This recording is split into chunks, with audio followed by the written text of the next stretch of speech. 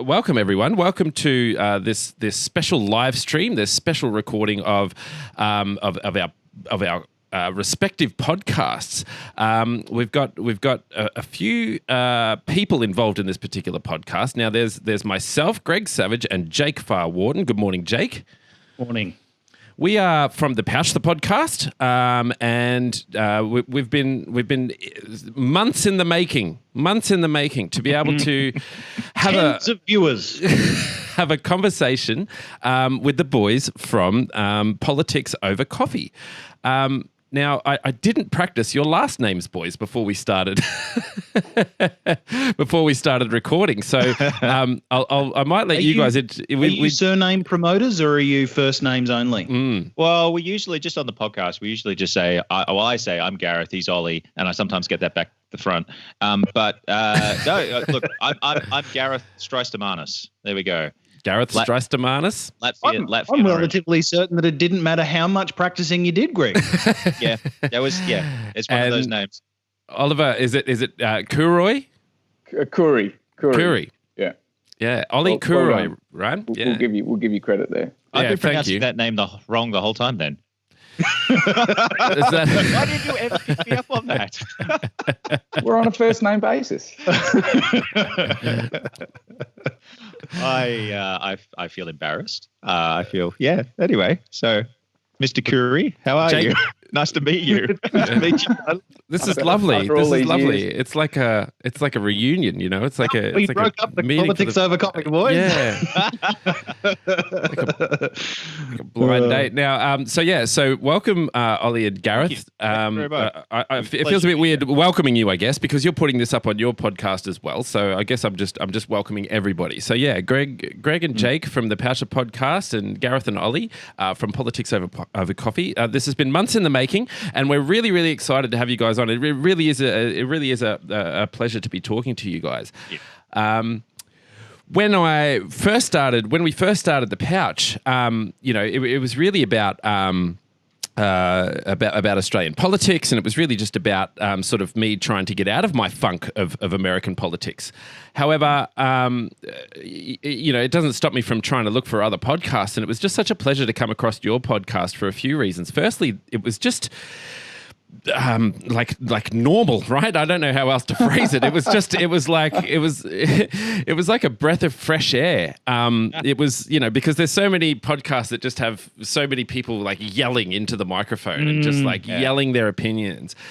You guys take such a nice approach to your podcast. Measured approach, yeah. you might say. That's perfect. That's a perfect word for it. Is that intentional? Tell us a little bit about what your approach is to your podcast. Do you want to start, Olly, or do you want me to start? Oh no, I was happy with the flattery. We could go back to all the really nice things. There's more to come. I got a whole page of flattery. That's actually all we have. Absolutely. We started. So both Olly and I have very similar backgrounds in the sense of our love of history, a love of politics.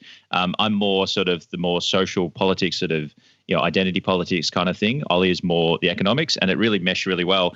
And both of us we didn't want to have that yelly, screamy kind of thing. And neither of us are yelly, screamy kind of people anyway. And both of us love, and over the 5 years, and I've just realized how much I talk with my hands, but over the years. You're on Italian, I get it. Yeah. Very Latvian thing, I assume.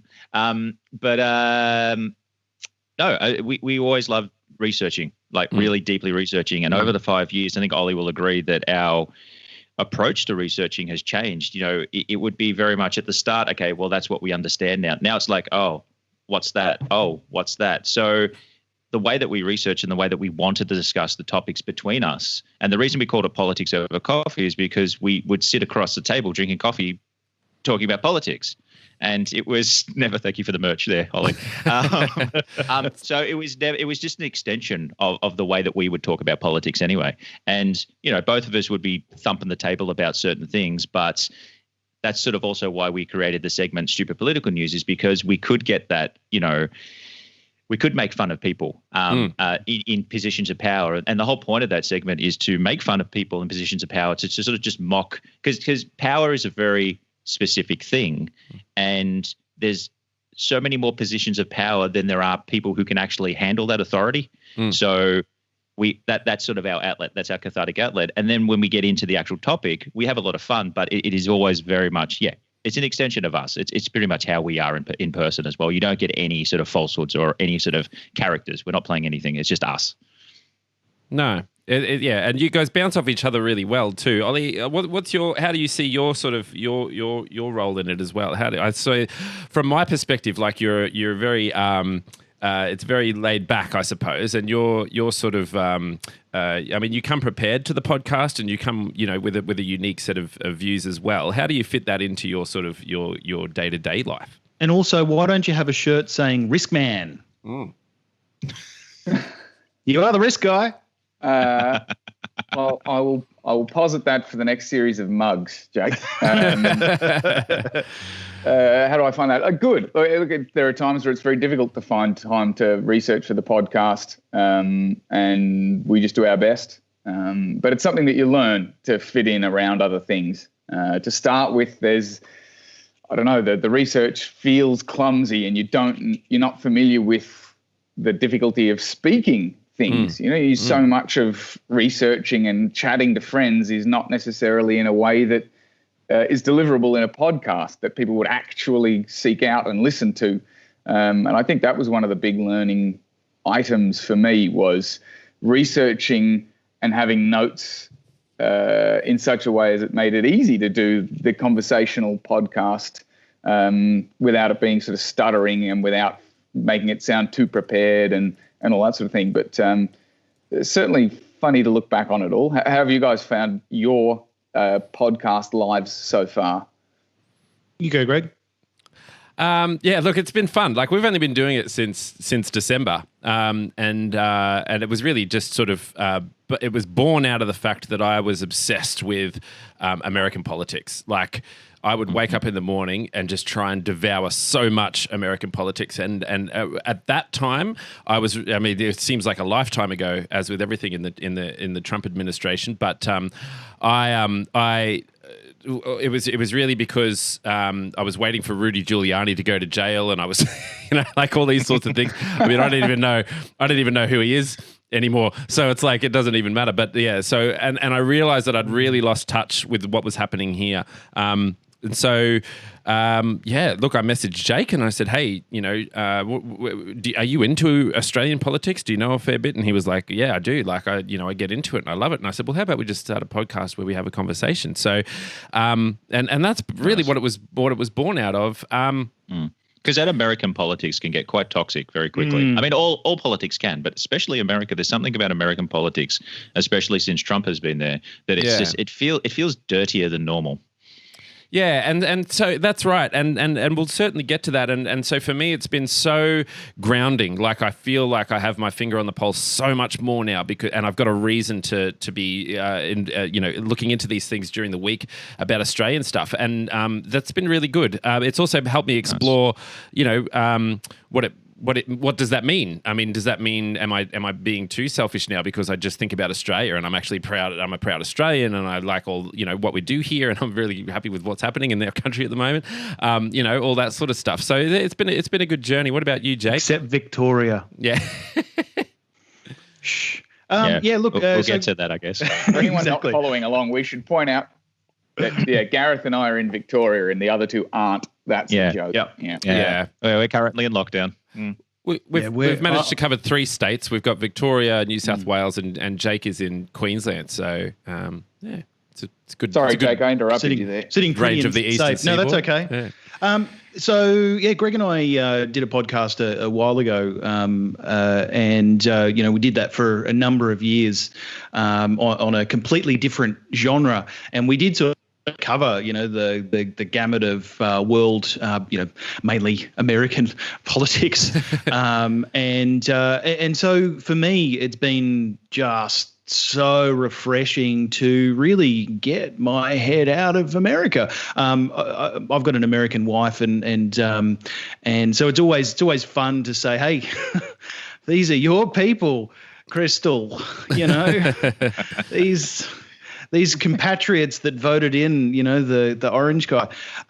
So it's always quite interesting. But no, I really do like taking sort of a measured approach to Australian politics and discussing sort of the various happenings and the nuance behind them. And for me, I mean, I'm a strategy guy. My day job is in strategy. So I particularly like dissecting why politicians or companies have taken a particular decision, particularly in reactionary circumstances, why they might go this way instead of that one, and what sort of sits behind them in terms of infrastructure to help them make those decisions. So yeah, look, I personally I just so love Australian politics. I mean, I think the only thing better than Australian politics would have to be New Zealand politics, but beggars can't be choosers, I suppose. We've got it pretty good. But look, I'd love to shift gear and sort of go into a little bit of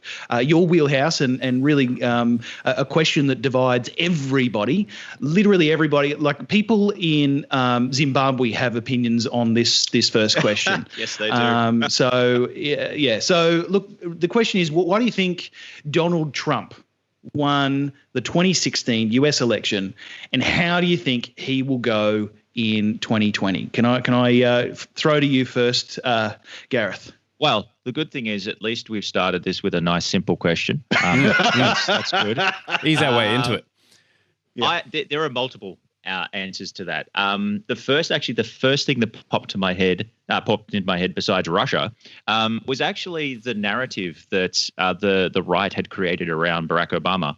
The narrative of him being this, secret Muslim socialist who was, being placed into the presidency to bring down America. That played surprisingly well across the states with a lot of people, especially a lot of the far right Christian people. And that's sort of that conspiratorial thinking played very well for Trump, because Trump is very conspiratorially minded anyway. And he basically rode into politics on the birther movement. That is just such a ridiculous racist trope. And he was the figurehead behind it, wasn't he? Exactly right. Yeah, he was the main driving force. And that was pretty much how he wedged his way into it, how he sort of pushed his way into the political the scene back in 2015. And he will say now that, he actually came out recently and said the best day of his life was the day before he decided to run in 2015. But he's wanted to run for a long time. Yeah. He's been talking about it. There's interviews with him on Oprah. And so he's used that. So there's that. You can't go past Russia. You just can't. Russia didn't. It's not like Russia and Trump got together and said, let's do this. They were looking for a person to promote, and it just happened. No collusion. Yeah, well, it wasn't so much collusion. It was just they were running side by side very closely. Yeah, parallel operations. Yeah, parallel operations. Exactly right. And so that tipped it. You cannot say Russia didn't help Donald Trump. And Olly and I have covered this extensively over the years, but we did one really big podcast. I think it was in series 3. That by the end of that podcast, all the research we'd done, I was just like, anybody who says to me Russia didn't have an influence in 2016 and didn't side with Trump to help Trump is just it's kind of like, I don't want to talk to you anymore, because it's such a ridiculous comment, because there's so much evidence. And I understand the Mueller report didn't connect it all, but Trump destroyed thousands of documents. People lied. People, everything you could possibly do to obstruct an investigation. They did that, and this is the result. And then on and on and on. I'm going to take up too much time talking about this. I'm going to pass over to Olly. You've taken that question very seriously, Gareth. I was going to be a bit more facetious and say that it's the Electoral College's fault. And Hillary Clinton actually won. If it had been a genuine popular vote, we wouldn't be here, I suppose. It's interesting on the Russia thing. I think that I get the feeling that you're absolutely right. I mean, look, if you can't start the conversation without at least agreeing that there was some international influence there. But it just strikes like, now that we've really seen Donald Trump in action, it's for me, it's like he's just. I don't want to use the word dumb, but he's certainly not. He's not socially savvy enough to have pulled off the he was meant to pretend that he wasn't really good friends with Vladimir Putin, and he just couldn't pull that off. He just couldn't. No. He was just like, he just went to way too extreme. And I'd love to know what went through Vladimir Putin's head, just being like, he just can't manage faking that this didn't happen. But anyway, and I totally agree with you. I think the thing with the Electoral College is that, I wonder how much people didn't like the Electoral College before Donald Trump was elected. Like when people get elected. Yeah. Well, there was still Bush. Yeah. There was still Bush v. Gore. I'd like to know the percentage of people who sort of, when Barack Obama gets voted in, whether they were still against the Electoral College, whether they were just like, no, it's still rubbish sort of thing. It took me, yeah. In Obama's defense, I'm pretty sure he did win the popular vote both times as well. So, yeah. So, yeah. That's interesting, isn't it? Well, I wonder whether you guys could talk to the premise of disenfranchisement and whether, because we have an election in the US coming up in less than 6 months. So it's probably 4 or 5 months away. No, November. Yeah. November. Yeah. So in terms of disenfranchisement, I mean, what we saw in 2016 was, record numbers of low voting, right across the US. Are we likely to see that again in 2020, or do you think that Trump has done enough to polarize the people who are affected by, the litany of things that have occurred since his from Tara Reid of sexual assault against Biden. Seriously, you have to take it seriously, but not to minimize it at all, but to compare it to Trump's decades-long, accusations of rape, sexual assault, all those kind of different things. It's almost like he's created this such a giant, monstrous force that anything else in comparison is just dwarfed. So that's why I think a lot of the Biden sexual assault allegations from Tara Reid, it didn't really gain traction. Now, of course, there was a lot going on in the country there at the time, Ukraine, then coronavirus, all that kind of stuff. But it just didn't seem like it's almost like people have been like, okay, well, this happened once with Biden, and we can't excuse that. But compared to that guy, that's nothing. Yeah. It's one of those things too, because you think, there's so little consequence for Trump's actions and what he's been accused of doing, to the point where he's been impeached. And you think, well, maybe I'm the crazy one. Maybe he's actually like this really good guy, right? And then you think about his social circle and the people who have gone to jail for him or because of things that they're lying to the FBI, that sort of thing. Like, who is there? There's like Michael Cohen and this who's Stone. All these. He's not in prison anymore. Exactly. Yeah, that's right. Yeah. But I guess he was so excellent that he was able to manipulate his way out of prison because he knows a guy. Well, yeah. I mean, the same guy that we're discussing. You can't let a man who wears a top hat like that into jail for too long, can you? They've got to be released into the public. Now, look, the thing there is, if I think about me and my friends, right? And I think, gosh, if that many of my friends were going to jail for federal offences, I'd be like, gosh, I might be doing something wrong here. His social circle is so inclined to be corrupt that it seems like he's made a terrible mistake with making some of the friends that he's made, or he's just very very corrupt himself. Well, you've got to look at Trump as sort of a mob boss. That's the way you got to look at him. The way that he operates, the way that he would say to his lawyers, "Why are you taking notes?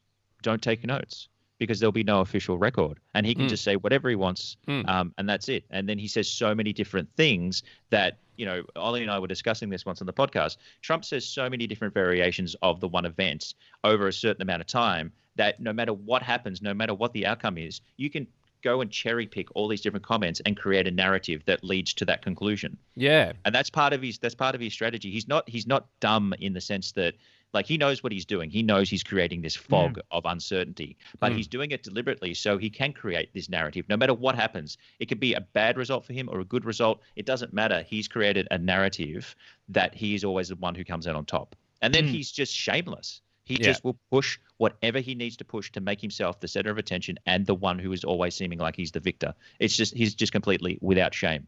So it's the worst. It's the worst. It's the worst elements of a politician, and just in one person. Everything you don't want in a politician, that is Donald Trump.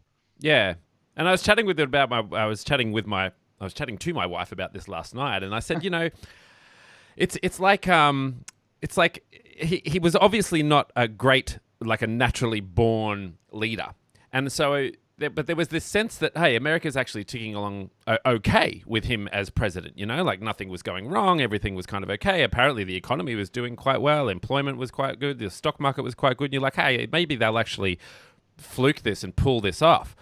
But then things really heated up, right? You've got coronavirus, and you've got a Black Lives Matter protests. You've got violent protests, and people obviously committing violent crimes from the left there as well. Not a lot, but certainly happening. And I suppose my point there is just that it was a trigger for these apocalyptical scenes that we're seeing on the news. And now is the test of a real leader, right? Now is a test of when to bring everyone together, and he can't do that, can he? What do you think? That's my vibe. Is that he's fluked it for this long, and now it's a real situation. Yesterday he came out and said that they're going to have a great plan to deal with coronavirus, a beautiful plan, a great plan to deal with coronavirus. Yeah. And I'm like, what? You're about 6 months too late, I think. Yeah. Yeah. Ollie, you want to take this one? Your toad's going to tackle it. Ollie, he's a ridiculous man. He is a completely ridiculous man. Yeah. But it stands to his history and business dealings and everything else that he operates in such a way that everything is disposable. And for a man who's been bankrupt more than once, I think that illustrates his approach, which is use up every avenue and exhaust everything, and then throw it all away and start again when it gets too hard. But you can't do that with a nation state. You can't do that with the world's hegemonic power. You can't do that with that famous constitution of checks and balances. It just doesn't work. And it's a series of crises that are governance crises. And Donald Trump is not a man that is naturally inclined towards good governance. He couldn't work with a friendly Congress. You remember the first 2 years of his presidency, the Republicans had a majority in the Senate and the House, and they still couldn't repeal Obamacare. 2 years they couldn't repeal Obamacare. In that context, is it a surprise that he can't manage something like coronavirus or the Black Lives Matter movement? No, I don't think so. Yeah. Will it get better between now and the election in November? I just don't have any faith that that'll happen, as upsetting as that is. That does, raise an interesting question, because, the running of a country, the running of a government is, I suppose, fundamentally different, albeit, in some ways similar to the running of a multinational corporation.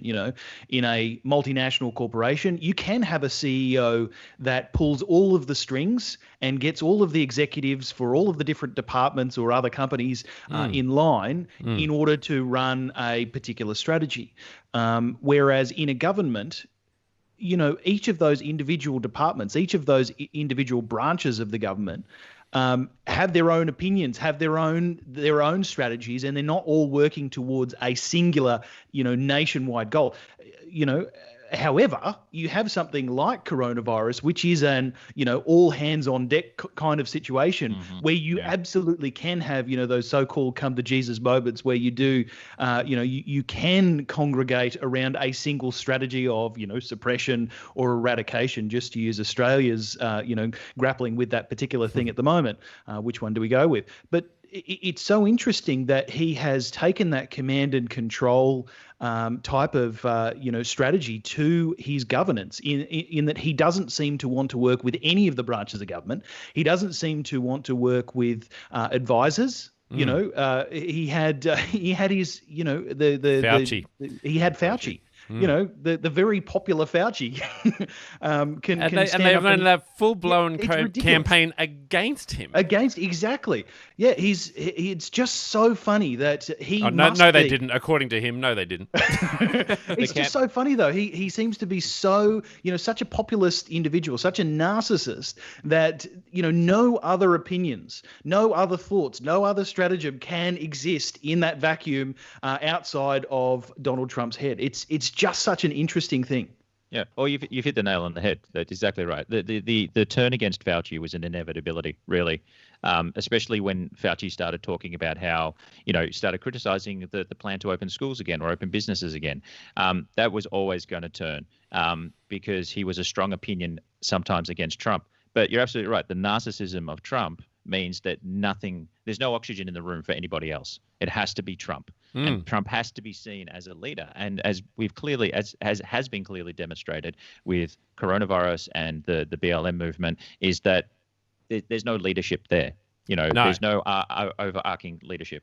And, the United States is unique in the sense that, 50 states split into basically 50 small countries that all have their own ways of doing. But you could still have a very strong president and very strong administration directing where everybody goes. You'll have people who say, no, I'm not going to do that. No, I'm not going to do that. But it's top down. Leadership is top down. And good leadership in a country like that is very much top down. And it's completely lacking. Trump behind closed doors is whinging about how the coronavirus is hurting him. He's not concerned about anybody else. It's just about how it's hurting his polls. So that narcissism, that's exactly the right word to use. That narcissism means there's no oxygen in the room for anything else but him. Yeah, there's a real like it's narcissism mixed with just a complete lack of empathy and overall intelligence too. My favorite moment over the last week has been when he's having this interview. I forget what it was on. It might have been on Fox. I don't know. But anyway, and he's got that reporter there, and the country is in the grip of a pandemic. They've got the Black Lives Matter movement. He's got the secret police kidnapping people from Portland into blank minivans, and he's there on the television saying that he did that cognitive test where he was able to remember the 5 words, which were person, woman, man, camera, TV. And I just watching the reporter looking at Donald Trump and just trying to grapple with the conversation that they were having and the reality that was happening. Yeah. It was so it was just heartbreaking, and he said it over and over again. And I've made an effort to try and remember it myself because I'm like, oh my god, maybe I'll struggle to remember these 5 words. But it's been pretty easy. I think my 5-year-old daughter's all over it as well. I don't doubt the difficulty of the position of being president of the United States, but it's got to be a thankless job.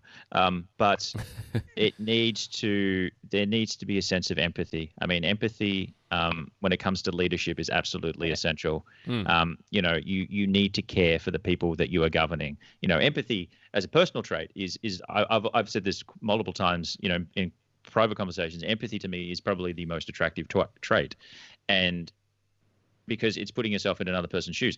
That has to be there for any kind of leader. That has to be, and that's why I said previously before, one of the reasons we started Stupid Political News is because there's people in power. Power is a very specific thing, but there's so many people in positions of power who don't know how to use that. And Trump is a perfect example of that. He doesn't understand how to wield power properly. Well, let's shift gears a little bit. So just to do a little bit of a break, a little bit of a refresher. I'm Gregg, and on one side of me, I don't know what everyone else is seeing, but on one side of me is my lovely co-host Jake Farwarden. We run the Poucher podcast. We do Australian news and politics, but not so seriously. Yeah, that's our little catchphrase. So we don't do deep dive analyses or anything. We refer to them as shallow wades. And I think if I've got my maths right, below me is Gareth, and to his left or right is Olly, and they are from Politics Over Coffee. They have a mug. Show the mug, Olly. It's a limited edition mug. It's so limited you can't even buy it. That's pretty limited. It's like a face mask in Melbourne. I look at that round circle logo and just cringe now. 5 years old. So you guys deal with a wide variety of politics on your podcast. We deal with a narrow variety in the sense that we just sort of make fun of Pauline Hanson every now and again. What I suppose what I want to know is, obviously it's been a real challenge for us on our podcast. And Ollie, I'll direct this one to you. It's been a real challenge on our podcast because we try not to delve too much into American politics in particular because it's easy to slide into. But they're making that very hard with these crossover issues that are seeping into here. And I'm thinking, well, maybe it's not such a bad thing if we touch on it every now and again because it seems to be so influential. Why do you think that there is such a crossover? And why do you think that what is happening in America? Like, we need America to be stable, and I don't know. I suppose it's hard to put into words why that is. What are your thoughts around Australia and America? Our dependable allies. Yeah. Why do we need them so much, and why are we influenced by America so much? I think the relationship bloomed particularly post World War II. That's not an uncommon opinion. I think it's pretty broadly in the textbooks. But beautiful war. Yeah, according to Donald Trump. Perfect. Mind boggles. It's just sad, isn't it? Yeah, all right. Oh, shocking. That's not me saying that, for the record. I did not say that. I am quoting the President of the United States calling World War II a beautiful war. Anyway. Yeah, he never ceases to amaze. Anyway, so the US-Australia relations post-World War II, Australia really pivoted away from the British Empire and towards the United States by virtue of necessity. The British retreated basically from the region, and we were left with basically no other choice but to invite Americans to Australia. And the US dominated the second half of the 20th century globally. So I don't think we're unique in needing a reliable United States. Certainly Europe has depended on the United States from a Cold War perspective for a long time. And there's that famous saying of the United States sneezes and the world catches a cold. That's in the nature of the hegemonic power of the time. Apparently also happens with China. Don't. I was waiting for it. Yeah. That was a cheap satire joke. I apologise. I'll put $1 in the cheap satire. That was a cheap shot. Yeah. Donald Trump's coming for you, Jake. Yeah. You didn't like that. So I think that's a big part of it. Culturally, obviously, we're pretty closely aligned. I mean, American culture has been hugely pervasive over the past 60 years. Basically, from the second they invented television and rock and roll, they've been a dominating force in the world. And look, it applies in all sorts of different ways. There's the cultural perspective, the financial perspective, the sort of geopolitical security perspective. Like, they're omnipresent. Do you think Australia can still rely on that? I mean, I'm reflecting, I suppose, a little bit on conversations that I've had in the last couple of months that, particularly around the escalations in tensions between Australia and China, and obviously also the rest of the world, well, mainly America and China, and its impact again then on Australia. I wonder whether you can talk to whether Australia thinks that we can rely on our traditional ally of the US, particularly in terms of keeping peace around our region specifically, but the world more sort of broadly. From, say, the 3rd of November 2020, I think we could probably start relying on them again. That's the election date. That's not actually when some other president might take over. Yeah. I think to some degree, yes. And I think it comes back a little bit to something we were talking about earlier, and you touched on it when you mentioned the similarities between running a really large business and trying to manage the governance of something like the United States, where there are so many institutions and so much momentum in an organization like that you to bring it to a crawling halt can't be done even by Donald Trump. He's done his absolute best to bring the mechanisms that drive the United States to a crunching, grinding, disastrous halt.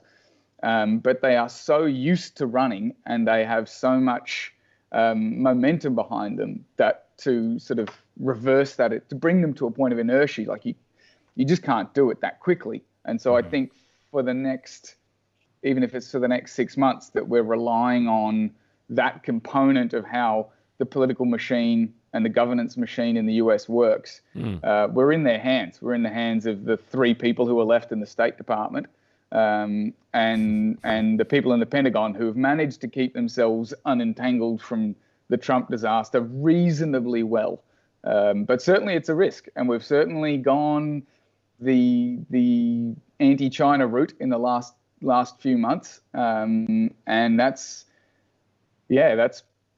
it's incredible that hasn't drawn more attention, and I think that speaks to coronavirus, I suppose. But in any other time, that would have been front page news all over the world. Incredible, really. It's almost a crippling effect within a crippling effect. I mean, we as many other countries have been crippled by coronavirus and the economic as well as social shutdowns. More than one in some cases, in some states, obviously.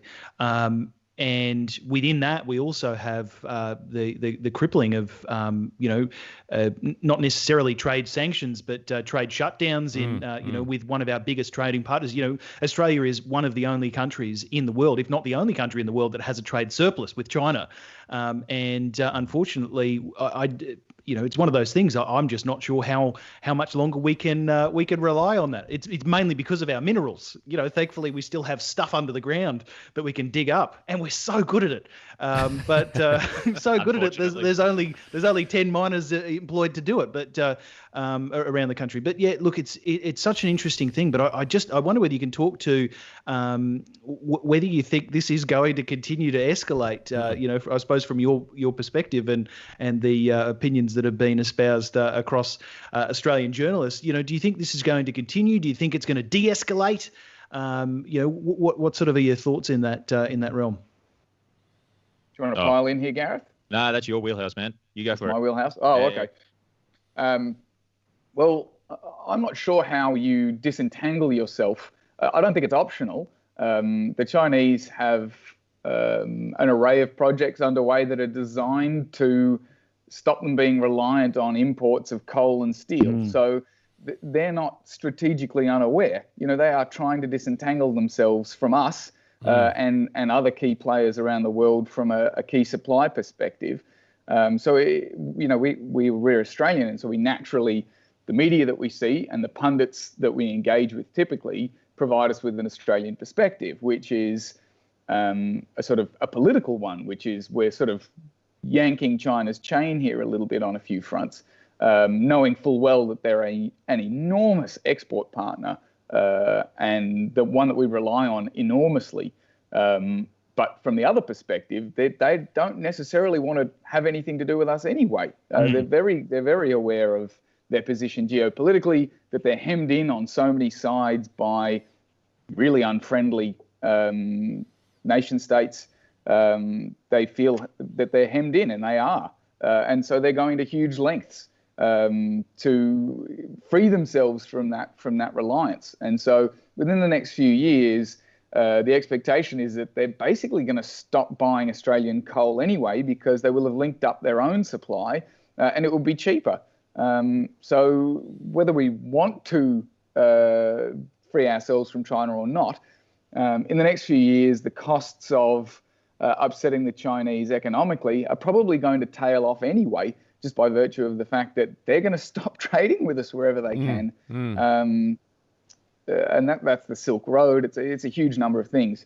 So I don't think someone in Canberra might have figured out that we don't really have a choice. In the next 4 to 5 years, you're going to have to do it anyway. And let's keep our American friends happy while we can. And we should probably buy a few new weapons while we're at it, just in case. Only from the US, though. Yeah, that's right. Yeah, the best. They've got the best weapons. No more French submarines, for the love of God. I think that's one of the interesting things is that over time,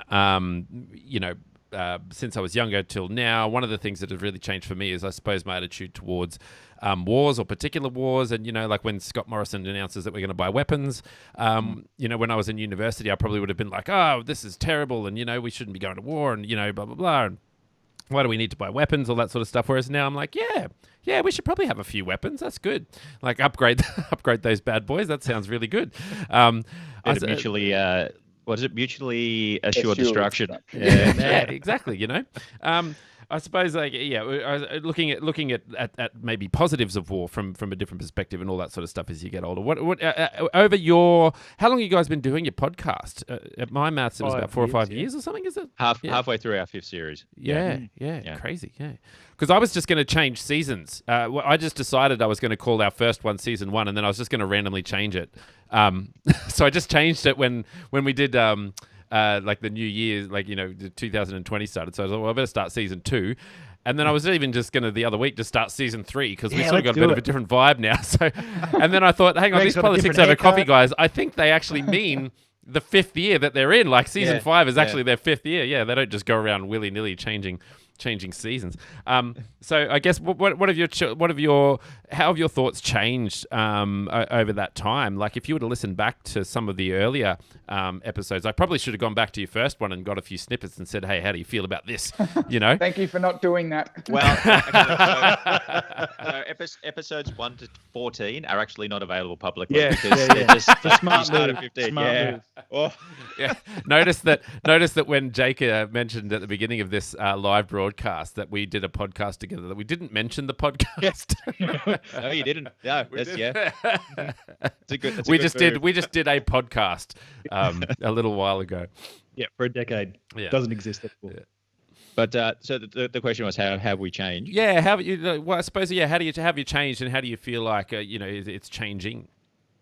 I've definitely become less partisan. I've never been particularly partisan in, like, I've always been willing to go after everything, but talking about going after left-leaning sort of more politicians always had a much larger. It was a lot more uncomfortable for me. Whereas going after right-wing politicians now, I don't care.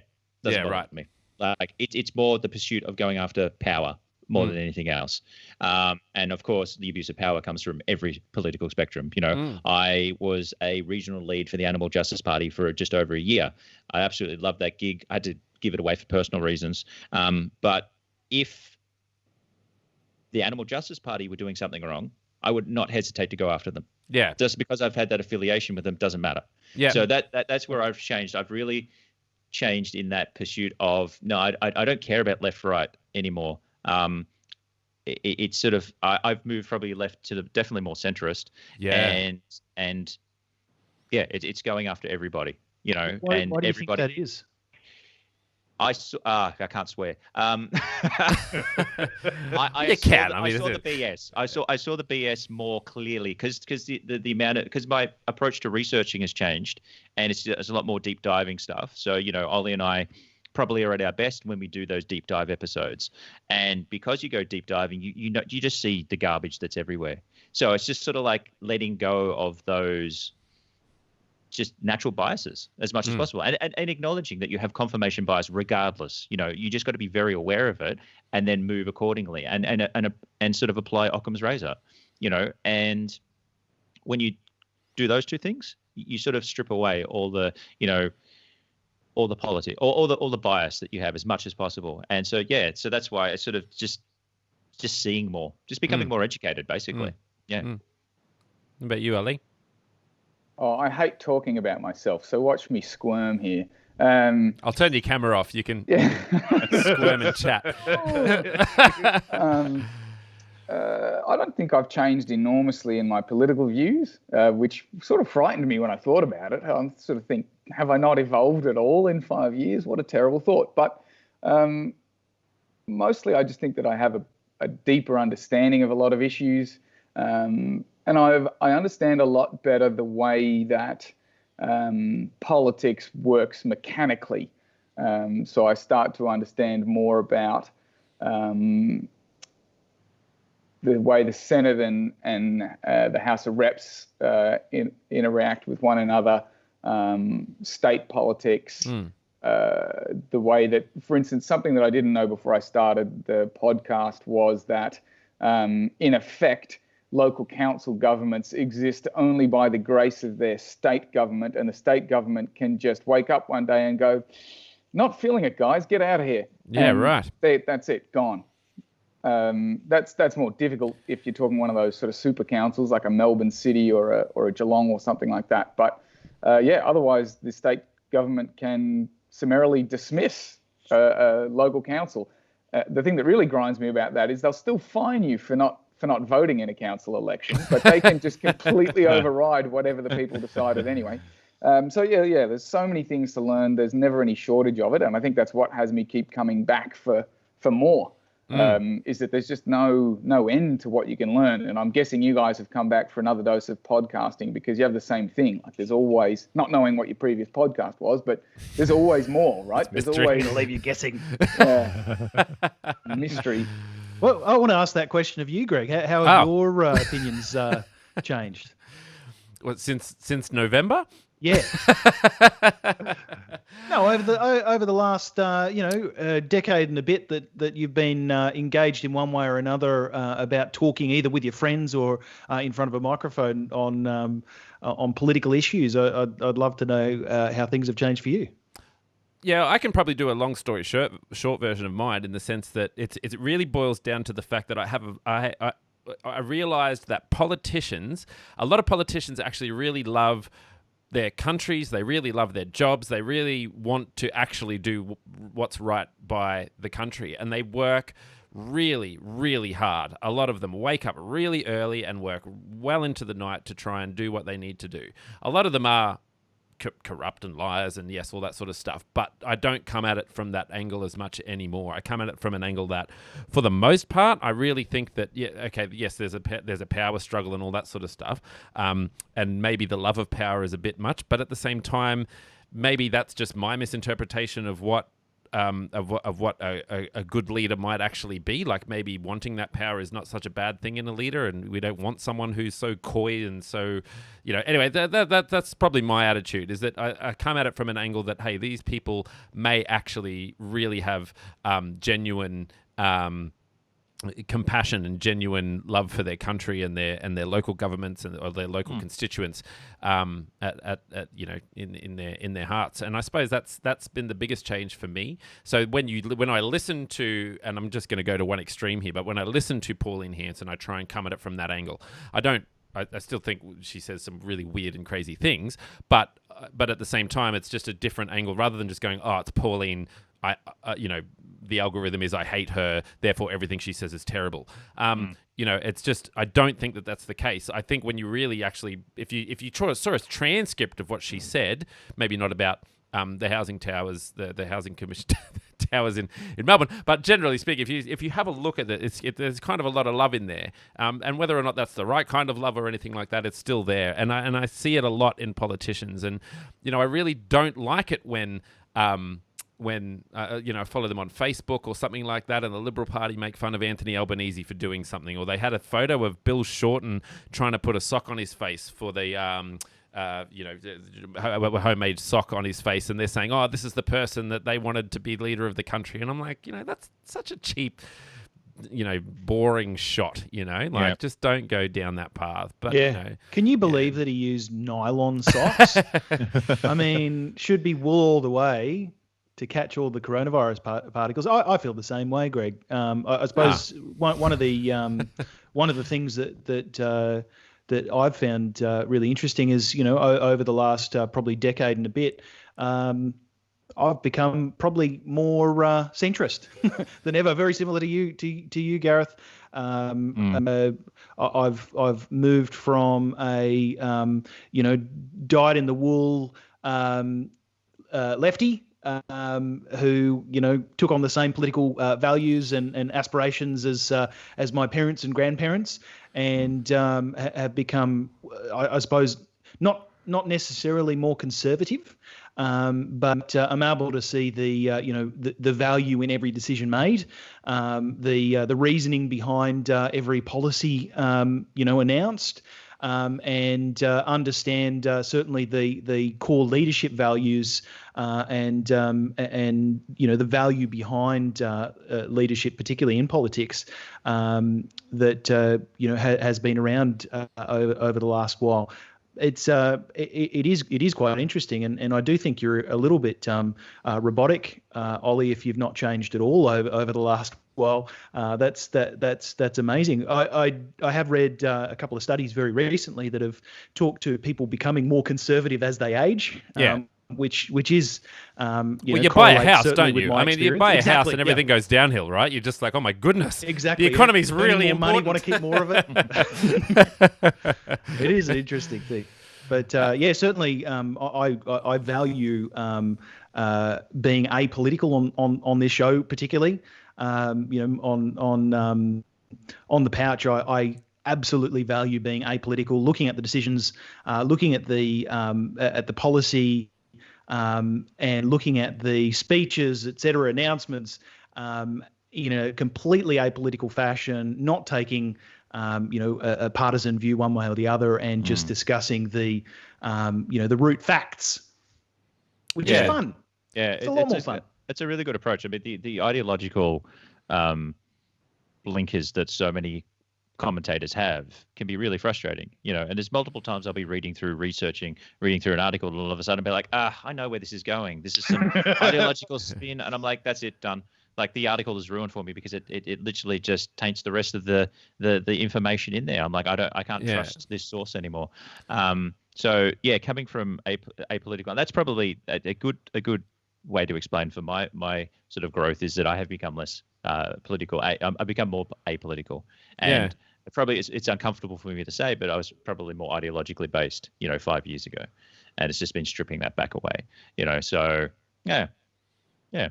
I think it's just growth. So it is growth. So we've covered this. Ollie's a robot, and the rest of us are human.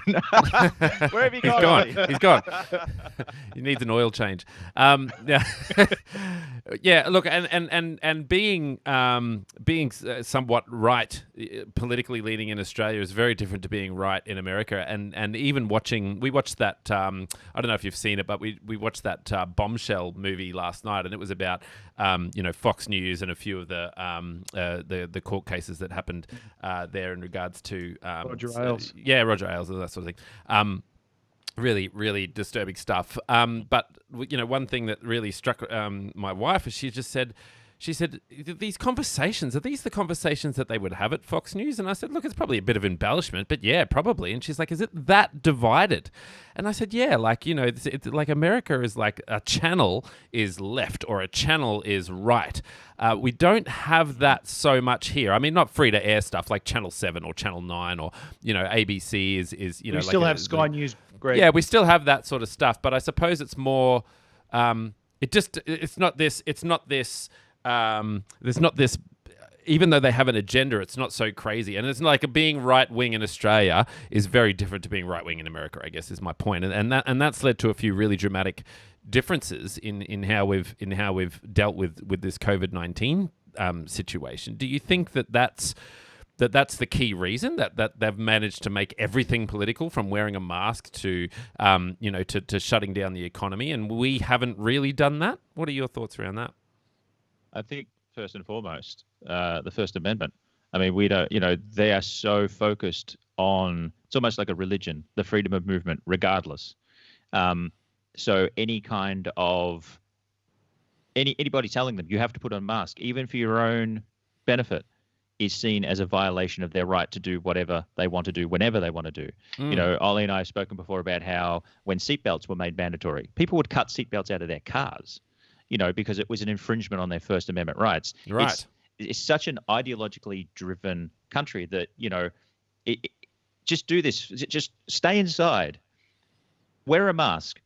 Sanitize your hands. No, you can't. You can't tell me to do that because you are infringing on my right to go shopping, to have a job, to have a thing. And I understand the economic strain of it. I mean, I'm on JobKeeper. I get the economic strain of what's happening with COVID. But yeah, it's still, it's so ideologically driven. It's so ingrained in their very culture that, masks equal communism. And Yes. we don't see that here. I mean, we see that in a small manner. We had protests, anti-lockdown protests, and 5G protests in Melbourne 2 or 3 months ago. But it's just not that. It's just not that massive here. It's not everywhere. It's not ingrained in who we are, in our very personalities. To be American means a very specific thing, and that's not what we have here in Australia. To be Australian is something else. I do note the success of those anti-lockdown protests in Victoria. They were highly successful. They ended the lockdown. They did. Oh, Yeah, go team. yeah, bien. Now, are you guys both in lockdown at the moment? Yeah. So you're both shut in your house, and it's like a 6-weeker, and we're only 1.5 weeks or something, or 2 weeks in, or 2 weeks, 2.5 weeks, something like that. Yeah. yeah. Yeah. We've been given the tip to not here in New South Wales. They're discouraging non-essential travel, but I went for a bit of a drive yesterday, and it was definitely essential, and there seemed to be a lot of essential drivers out there yesterday. I don't know how seriously we're taking that, but so it'll be interesting to see. You mentioned, Gareth, you're on JobKeeper. How are you guys going with that side of things? And gosh, are you having to make your own coffee? How's that going? I mean, Yes. Well, I already made my own coffee, but okay. yes, I am making my own coffee. He is from Melbourne, Greg. Look, I mean, I'm 60% of my normal pay. It's hard. I'm losing quite a big chunk of coin each month. In my personal life, I'm in the process of moving out, so that's created stresses there. There's not the available funds. I was lucky that I have some savings put aside, so that's helped me transition in this part of my life. But yeah, it's difficult. I mean, it's only in the last couple of weeks that I've gone back to work full time. Before that, I was only working 3 days a week. Creates a whole bunch of just uncertainty, a whole bunch of stress. I didn't really feel the first lockdown that much. This second lockdown, I'm actually really feeling it. That's probably where I am in my life. But it's I can feel that pressure, Yeah. And when people all around the world, Ollie and I have a friend in Germany who I know is looking, is watching. Hello. It's not Jamie Ardern, is it? No. Oh, okay. Not They Jamie said Ardern. they love But- Ollie, apparently, according to the comments. So there you go. We all do. But when other countries, so when she can travel from Berlin down to seaside towns, I can't forget. Is it Kate? Is it Kate Yes, from Berlin? sorry, Yes, Kate. there you go. Sorry, She Kate. is. I cannot remember the name. of She's the town. she made a comment earlier. She said she's watching from Berlin. So Yes, there you but In one of the seaside towns. yeah, the name of which I can't remember. But when they can travel around and they're wearing masks and doing everything as appropriate as possible, I guess. I mean, obviously there'll be people flaunting those laws, and we're stuck indoors. It's very difficult. I don't know what Ollie the difference is, but I feel that lack of movement right now. So it's hard. Yeah. Ollie, I've been to get to you. I've been using one of your lines actually from the podcast because you said you said that the novelty of this lockdown has certainly worn off. You said the first one was kind of exciting, that you were getting lots of information, that it was sort of like part of a global movement, and now the novelty's just gone. Like it's just like, oh gosh, I don't want to do this. So I've been using that line as well. I'll pay you some royalties later. How are you coping with things? Yeah, it's much like Gareth described. It's not novel this time. It's just all of the rubbish things. There's no, and look, to be honest, last time it was New South Wales that was really suffering. There was the Ruby Princess. That was a huge portion of Australia's cases were linked to that cruise ship, and it was Victoria. We were the ones being smug and stupid. And so now it's someone else's turn to be smug and Now stupid you've at our got expense. vertical cruise ships. That's right. Yeah. They call them- Yeah. they call us Sictoria. Yeah. So yeah, no, it's not as novel this time. More familiar with it. You understand, keeping away from people and all that sort of thing. But it's not very exotic. You mentioned something earlier that I wanted to touch on. So jump around a little bit. Sorry, but you were talking about the gap between US politics and Australian politics and how that's affected the way we've managed COVID. And there's absolutely the governance side, which is the perfect separation of powers that they have over there and all these different things. But I talked about this earlier this series on the podcast. There's a guy in France called Hugo Mercier, who is a cognitive scientist, and he has a book out, and the book, to boil the whole thing down very quickly, he says there's two core types of belief or idea. One is that it's a reflective one, which is to say you can observe something and choose to believe that it's true, but it comes at no personal cost. So, for example, the birther movement, and that President Obama was a Muslim and wasn't American. You can choose to believe that until you're blue in the face, and it has basically no personal cost at all. Orange in the face, as it were. Well, yeah, periodically, and only in bits. The other side of it, it's more of a rash. That's right, when his hair blows. Is the intuitive, which is to say you can still choose to believe something, but it will come at a very real personal cost. So you can choose to believe your house isn't on fire, but if your house is on fire, that is a very real and present danger, and that belief will catch up to you very quickly. And COVID-19 is that problem. So you've politicized everything in the US to the point, and increasingly in Australia, but nowhere near to the same extent, I don't think. But where you've politicized everything, and you're faced with a crisis like the one we're in at the moment, the COVID-19, you can choose to believe that COVID-19 is a hoax right up until it kills you, or it kills someone that you care about, or it kills your neighbor, or it's not a belief that you can choose to adopt, and for there not to be necessary consequences from that. And that's really difficult to reconcile. That's a massive cognitive dissonance that for a huge number of people is proving extremely difficult to sort of like Velcro, tear themselves away from this belief set that they've clung to for a number of years for free, basically. And they can't do that anymore. Well, they can choose to do that, but at enormous personal cost. Yeah, you see that definitely with the rhetoric of Donald Trump. I mean, you can look at the Russiagate or Ukraine Gate and all that kind of stuff. He can spin narratives as much as he wants because there's no real consequence to them. He knew that he was never going to. I mean, he was impeached, but he knew he was never going to be removed from office because of the Republican controls. Yeah, exactly right.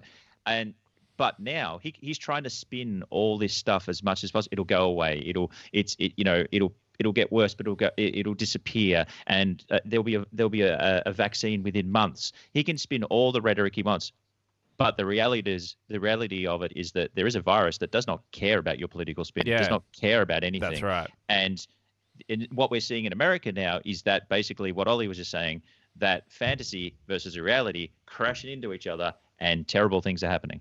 It is. It's really heart-wrenching to watch those numbers every day in the US. I'm a primary school teacher, and we talk about those numbers sometimes in the classroom, and we sort of talk about, oh gosh, there was, I'll get a little notification on my phone, and we'll talk about the fact that, oh gosh, there's 350 cases in Victoria or something today, and we'll talk about how bad that is, but we'll say, hey, look, they can track those ones, they can trace those ones, they know where they came from, it's really good. And then we go, okay, and then we watch like BTN or something, right, behind the news on the ABC, and like America's got like, however many thousands and tens of thousands of cases a day. And the kids are just like, what are you talking about? And then Donald Trump's on there saying, look, it's still going to go away. There's a vaccine around the corner. Go about your normal life. Everything's fine. I might wear a mask if I feel like it, but other than that, everything's good.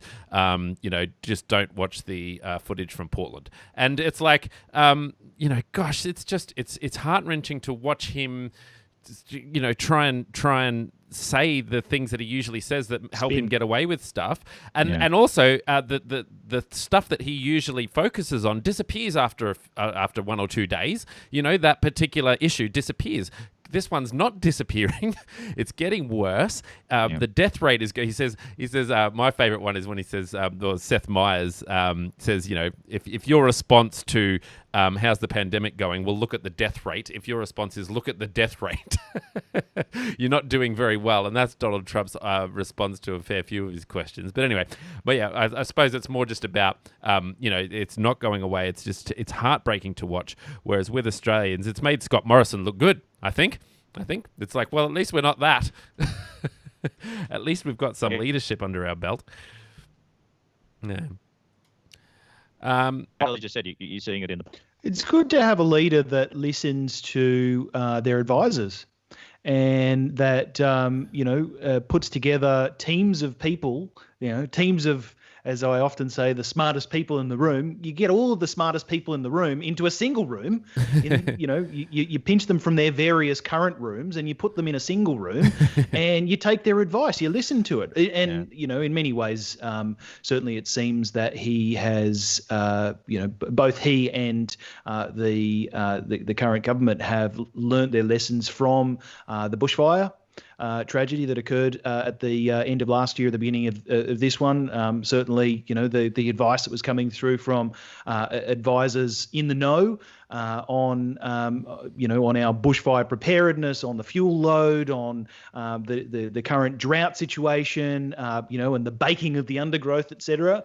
It seems that he and the government have learnt their lessons to get in front of things, to be seen to getting in front of things, which is another big thing. And there was that whole is it okay to go to the footy 2 weeks ago? Is it okay to go to the footy and drink a beer and wave your scarf around? And it is good that most of the commentary has moved on from he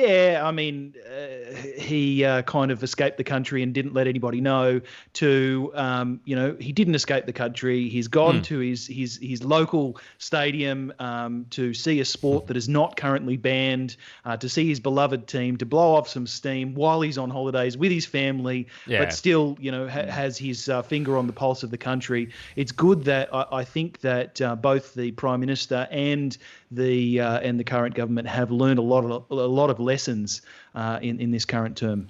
And I suppose I feel like we want to get to the tail end of this baby, and I wanted to bring it back to the idea that that you guys deal with not just Australian and US politics, which this conversation was inevitably going to focus on, because I've been itching to have that conversation for a while. But to bring it to the global audience and to sort of talk about the fact that the coronavirus has highlighted gaps in many nations, in their faux democratic practices, healthcare, economic management. If there was a gap in your country's management, it really shone a light into all those cracks. You couldn't pretend that it wasn't happening. Have there been any surprises in that regard, in either direction? I guess my question is, which countries have surprised you either in a positive way? Because I was very surprised by some of the reactions to maybe Asia, Southeast Asia, and the way that some of these so-called developing nations really have dealt very well with this pandemic and have been held up in regard. And then other countries which I thought might do well, i.e. US, haven't really done very well at all. Have there been surprises from you guys from a global perspective?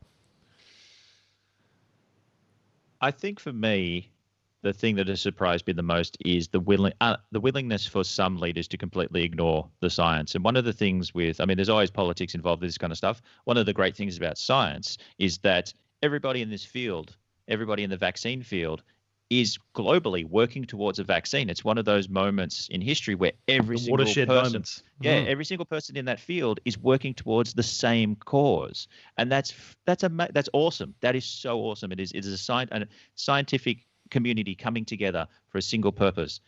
Imagine where we would be politically and globally if politicians did exactly the same thing and tackled this head on together. We would have knocked this on the head by now. Sure, we would have been still working towards a vaccine. So, it always surprises me, the unwillingness of politicians to take ideology or a populist position over scientific fact. There's a reason why there's a reason why Brazil, is where it is, and the United States is where it is, because Trump and Bolsonaro have taken those very unscientific approaches and just basically said this is all about them. On the flip side, the way that New Zealand has handled it, loved it. Fantastic. No approach has been perfect. It's been learning as we go. But as approaches can go that have been positive and really, really effective, New Zealand has been fantastic. Olly, what do you think? I know you've got thoughts, Olly. Yes, I know you got thoughts. I often have thoughts. Well, Jake was making fun of me before for being into risk. and talking about risk. Oh no! That was absolutely not making fun of you. I am a similarly inclined risk individual. I run big projects, so yes. Well, that's a big part of this, right? I mean, COVID-19 is a massive lesson in risk management, and there was a guy I can't remember which senior member of the WHO team, but he was on the news very early saying, go hard and go early. That's what we understand of these sorts of outbreaks from the past, where we didn't understand. We didn't know how we were going to treat it. We didn't know what measures we could adopt that would be most effective, but do something and do a lot of it. And you'll get some of it wrong, but the most important thing is that you do things. And so I think a lot of what we've seen is the cost of not doing things. So you look at the UK, their original approach was, we're just going to wait for a bit of herd immunity. And they very quickly realized that was going to result in a catastrophe. Now, it has resulted in a catastrophe, just on a different scale to what might otherwise would have eventuated. The other thing that I wanted to mention was that your capacity to respond to something like this is so often dictated by your economic resources and your existing systems. Yep. So if you were best placed to manage this, where you had a strong fiscal position and also experience managing this in the past, and you saw that in Taiwan, Japan, South Korea, where they'd managed the SARS outbreak before. They were well positioned economically. They have a population that's reasonably well off and are in a position to self-isolate. You contrast that with other places where they can't self-isolate. They don't have room. There is not enough space inside houses to have the entire family isolating at one time. When they locked down India, there's a perfect example. Yeah. And look, to drag it home, there are instances of that in the Northern Territory and Indigenous communities where there simply aren't enough houses, and you have half a dozen people sleeping in a single room. Well, you can't self-isolate. And I think there are examples of countries or jurisdictions where they've done a really good job, even though they only had one of the two. They couldn't necessarily manage it with both good economic fortunes and that social capacity to isolate or physically isolate. So for the example I want to talk about was Thailand. And Thailand had the first case outside China on the 8th of January. So they were front and center. They were the people who were most positioned to be steamrolled by the thing. But they had experience dealing with SARS and MERS as well over the past 2 decades.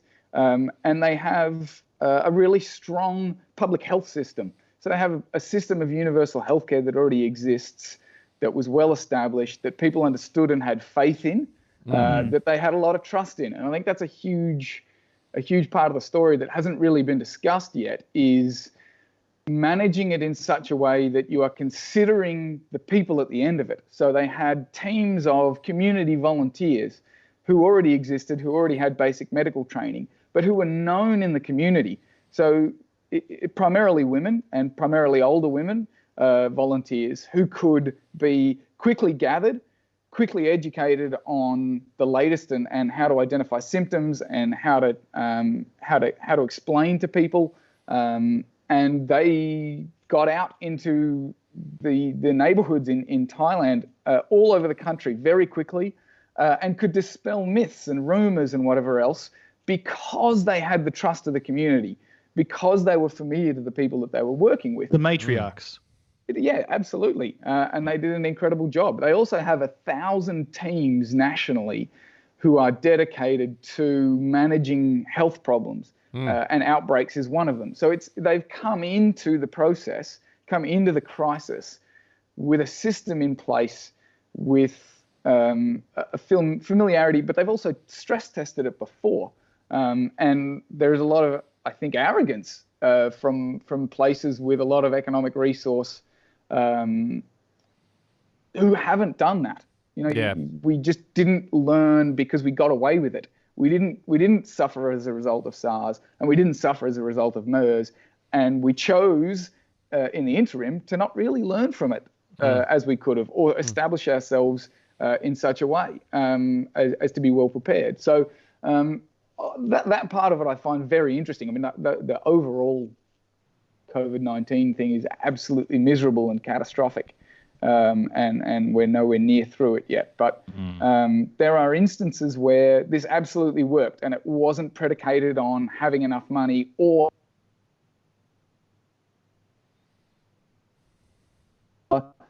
things work. When it's really well managed, when that governance is there, when the trust is there, you can do some pretty incredible things. It does really highlight the necessity for universal healthcare. Oh, absolutely, yeah. 100%. Yeah, you can't avoid that fact anymore. It is, and it's just that level of conversation that happens here in Australia compared to what's happening in the US. I mean, the amount of people I see on Reddit who are just, they talk about the fact that how much it costs to get a test or how much it costs to once you are sick. And I just think, gosh, we're well beyond that. We don't have to stop and have that conversation. We don't have to stop and have a conversation about whether or not it's going to cost us as a family to go and get tested.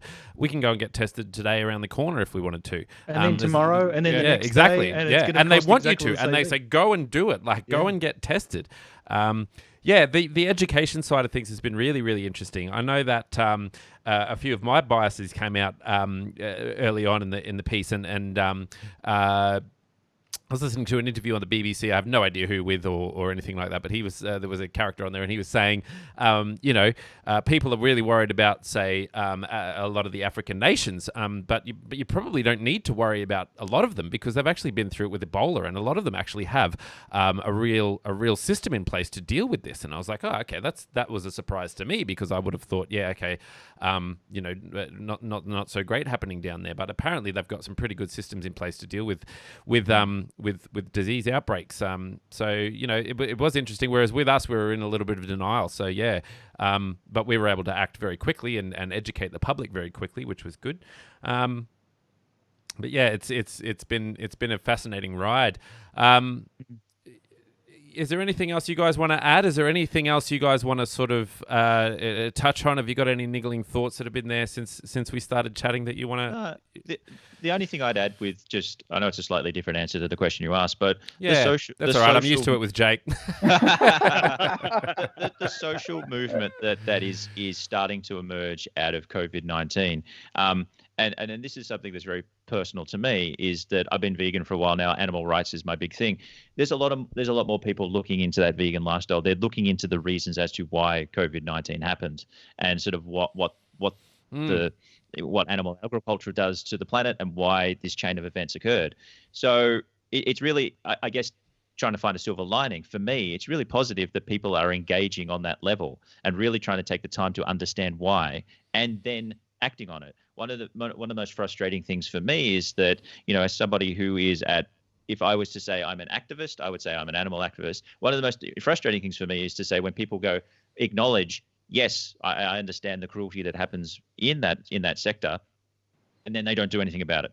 Yes. They don't change. They don't. The information. I'm one of those people. Like Bill Bailey says he eats meat ironically. I'm a bit like that, I guess. I'm a bit like, this is not great, but. Yeah, well, that's the thing. What frustrates me is the information that is at hand has not compelled someone to change. But it seems to be now with COVID that there's a lot more people who are being compelled to actually not just only find that information, but to change. And that's really great. I think that's really good. And there's no judgment on anybody's position when it comes to what they consume. No, you can judge me. That's the thing. I do. I'm happy to be judged very harshly. But I don't know. I think I'll get fired for this in 2030 when animal rights is this huge thing, and they've got this footage of me saying I eat meat. I don't care. And that'll be my thing that I'll get fired for in 2030 when I get judged by the standards of tomorrow. For today's actions. But apart from that, no, I really like that seems to be very much a thing happening right now, is that on the social level. And it could be very well because there's such, around the world, there's been such haphazard approaches to it politically, that people are sort of taking that control themselves. And that's ultimately the best thing to do, is to take control of your situation yourself and go forward. And it's not just top down; it's also very much bottom up as well. And yeah, so that's the only thing I would add. And there's nothing really else that we haven't touched on. I think we've touched on everything that I was expecting to. That's good. Yeah. Ollie, any thoughts? Any final thoughts from you? Any pork barreling going on? The only thing that struck me particularly about this outbreak is it's the globalization conversation, but it's the instances where we don't understand the way that other people live, even when we're in the same country. So we spoke on the Politics Over Coffee podcast a couple of weeks ago about the experience in Sweden. And Jake, I think you touched on Ebola in Africa. Maybe it was Greg. I forgot. It was Greg. Yeah, that's right. It was Greg, yeah. Sorry. People can't tell us apart. It's We're the basically eyebrows. twins. We wear different coloured shirts in order to differentiate ourselves. I have flowers. Yeah, everyone in Melbourne Plants. wears black. We're monochrome. Yeah, and so part of the problem that they had in Sweden was that they made a bunch of really basic human assumptions about how everybody lives. And the basic assumptions included things like your grandparents don't live with you. So the risk profile assumption was your grandparents live separate to the rest of the family. But for a lot of immigrant communities, it's 3 or 4 generations in a single household. So your risk profile is massively different when you consider, whether the elderly can withstand the virus or not, which they very much can't compared to different parts of age groups. And I think that really highlighted for me the importance of, this was definitely, Jake, getting the smartest people in the room. You get the experts together. Part of that has to be the representative element. So you can get the smartest people all in one room, and looking around, it's four sort of basically middle-aged white blokes, right? That's us. And you can miss things. You can be as clever as you like and still miss really basic human elements of a problem. And for me, that really highlighted the importance of genuinely representative democracy and sort of crisis management and everything. Is I would never have thought of that. Yeah. You could have left me in the room with the smart people for a month, and I wouldn't have thought of that. So that's my learning. The thing that really grabbed me that we hadn't touched on yet. What about you guys? You any thoughts?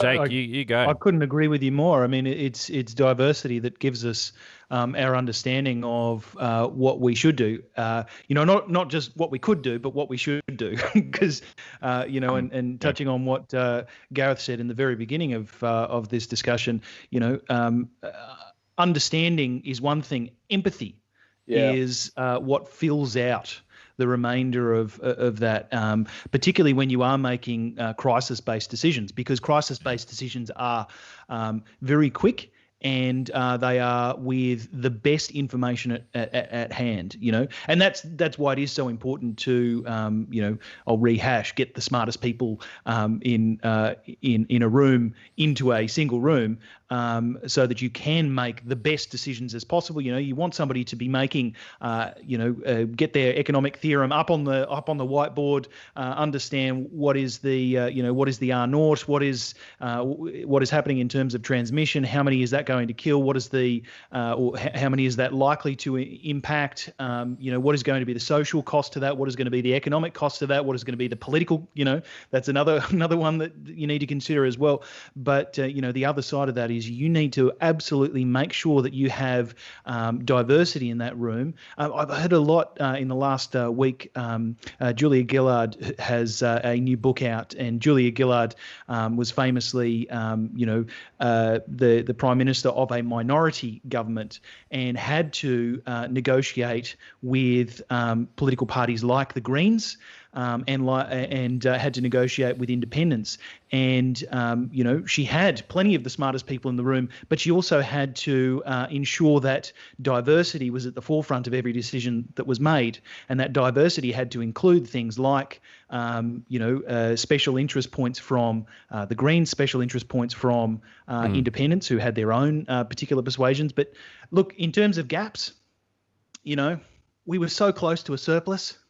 We were so close, and now we're going to be paying off this debt for the next 30 years. So we're in a very privileged position. Although we hadn't necessarily recovered from the global financial crisis, we were that close, guys. We were so close.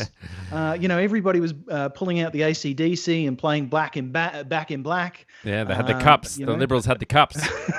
But we are in a particularly privileged position in that we have reasonably good we have a succession of reasonably good economic managers in government, and I obviously I do take into account and do include in that the Labor government that was managing the previous crisis that enacted very quickly a number of programs to and hindsight tells us a lot, but they did enact a number of different policies that enabled Australia to maintain essentially our economy during what crippled pretty well the rest of the world.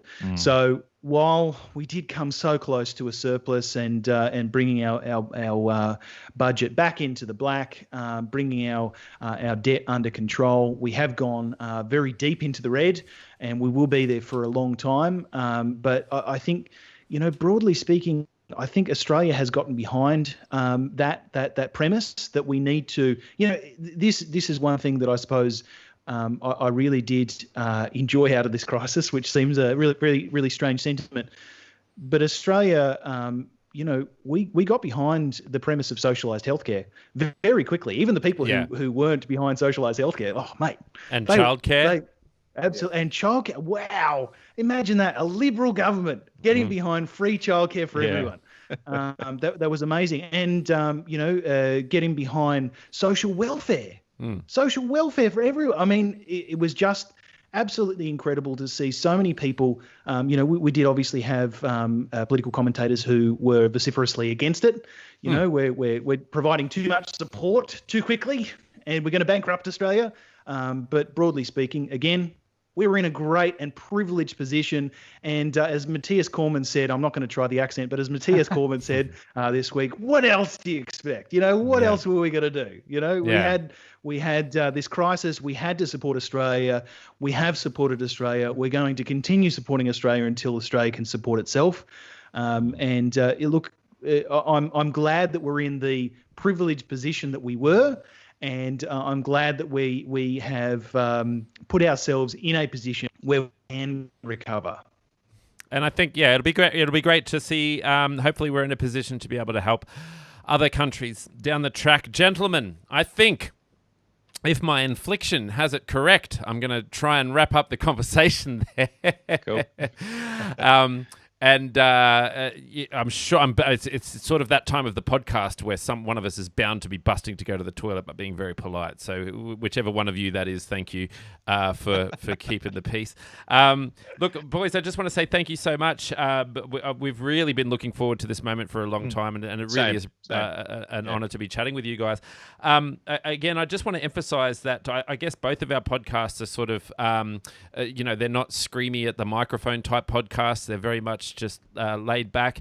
You guys have a longer form podcast than us, but that's because we run out of jokes very quickly. Very hard to script show. We run out of things to make fun of very quickly. Look, I dare say that if history serves us well, this won't be the last time we chat. So. It's been a lot of fun. It's been great. So I'm Greg, and beside me is my co-host Jake. We do the Pouch, the podcast. Check us out. We deal with Australian news and politics. Not so seriously. Yeah, we got that down to a fine art. And below me is Gareth and Olly, who are from the Politics Over Coffee podcast. And please, if you're one of our listeners, please jump over there and check them out. I can't imagine if you remotely enjoy listening to me and Jake, you'll definitely enjoy. Where we take everything far too seriously. It's all about balance, and you guys have got it. But yeah, thank you so much, guys. I love these long form conversations. It just puts a pep in my step. So thank you so much for joining us, everyone, for getting up early on this beautiful. I don't know what the weather's like, where the hell you guys are, but anyway, it's beautiful here. It's foggy and rainy. I love it. But yeah, no idea. This room has no windows, so I don't know. Oh, jeez. You're in lockdown. You've got to get out into a room with windows. Holy. Soon. Next week. I pick up the keys next week. So soon. Okay. So there we go. Well, look, and thank you to Jake and Gregg for having Gareth and I, and for making it all happen. And Gregg is managing the live feed for us, and he's done a fantastic job of managing us through our conversation. We're all keen talkers.